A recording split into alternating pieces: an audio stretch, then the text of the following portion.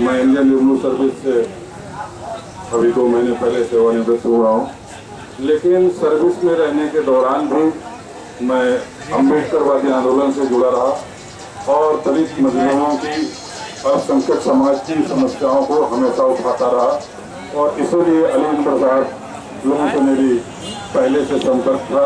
आपने कल फोन किया और मैं इस मुहिम का हिस्सा बनने के लिए यहाँ पर आ गया। साथियों, क्या ड्यूटी है तेरी? ये जो संविधान, भारतीय संविधान को, लोकतांत्रिक मूल्यों को अंगूठा दिखाकर हत्याएं की जा रही, वो देश के लिए बहुत ही दुर्भाग्य है। असल में गाय को एक बहाना है, मुस्लिम निशाना है और इस आड़ में हिंदू राष्ट्र बनाना है, यही उनका मतलब है। और हिंदू राष्ट्र बनाने के लिए मुसलमान पे अटैक करना बहुत जरूरी है। इसलिए हम मुसलमान को ऐसे नहीं मार रहे हैं।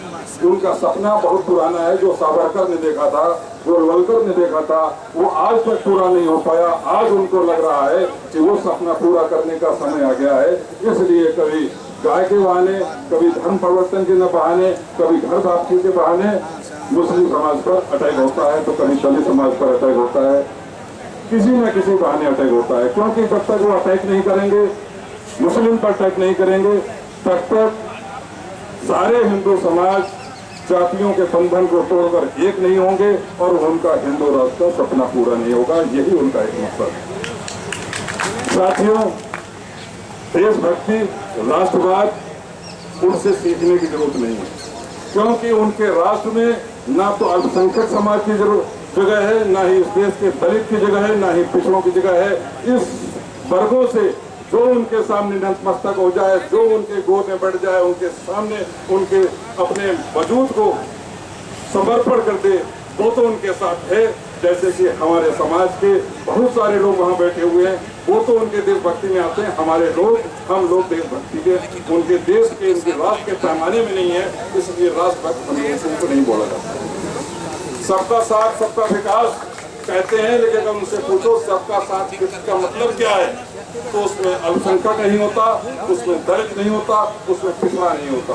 वो सिर्फ उनकी संस्कृति को सपोर्ट करने वाले ही लोग होते हैं। उनका एक ही मकसद है, जैसे हजारों साल से देश पर एक सो काल संस्कृति, जिसको कि वो समावेशी बोलते हैं, लेकिन समावेशी नहीं है, वो कुछ लोगों के फायदा पहुंचाने वाली संस्कृति है, उसको थोपने का प्रयास किया गया है। उसी को फिर से पुनर्स्थापित करने के लिए ये सारी हत्याएं की जा रही हैं।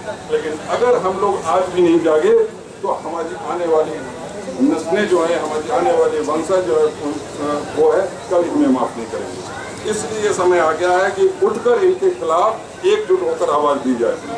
3 सालों से जो भी चल रहा है, आप सोचिए, अखलाक की हत्या होती है तो अखलाक के उसमें जो पकड़े जाते हैं, उनको बचाने के कौन नेता जाते हैं, कौन मंत्री जाते हैं। जितने भी लोग आप देख रहे हैं, जहाँ भी हत्याएं होती हैं, अगर कहा जा रहा है कि साथ जितनी भी हत्याएं हो रही, कोई ना कोई पकड़ा जा रहा है, कोई ना कोई गिरफ्तार किया जा रहा है। लेकिन उन गिरफ्तार करने किए जाने वाले लोगों को बचाने कौन जा रहा है, ये भी तो देखिए। वो वही लोग हैं जिनके समर्थन में नारे लगते हैं, जिनको बचाने के लोग आते हैं। लेकिन हमारे जो शीर्ष में बैठे हुए नेता हैं, वो सिर्फ 3 सालों में इन हत्याओं पर सिर्फ 2 बार बोले हैं। एक बार पहले बोले हैं, अभी गुजरात में बोले हैं, और जब गुजरात में बोले उसी समय झारखंड में भी एक हत्या हो गई। ये सबसे बड़ी शर्मनाक की बात है। आप कहते हो कि आपको एक गाय के नाम पर हत्याएं मंजूर नहीं। ऊना में जब दलितों के खिलाफ हुआ, तब आपने कहा कि दलितों को मत मारो, मुझे गोली मार दो। अरे आपको कहना चाहिए था कि ऐसे काम करने वालों को जेल के अंदर डालो, जरूरत पड़े तो जितने भी सख्त कानून के खिलाफ हो सकते हैं वो उनका प्रयोग करो। आप सत्ता के शीर्ष पर बैठे हुए, आप अपने को असहाय बता रहे हैं, तो आप देश के 100 करोड़ लोगों की रक्षा क्या करोगे, ये सोचने की बात है। लेकिन वो इससे बात से मानने नहीं वाले हैं। इसके लिए हम लोगों को एक साथ उठकर खड़ा होना होगा और हाथ मिलाकर एक बड़ी ताकत का निर्माण करना होगा, एक बड़े संघर्ष का निर्माण करना होगा। नहीं तो इस देश का भविष्य सुरक्षित नहीं है, लोकतंत्र खतरे में है। इसी के साथ मैं अपनी बात समाप्त करता हूँ। बहुत बहुत शुक्रिया कमल किशोर कठेरिया जी, जो लेखक हैं और सेना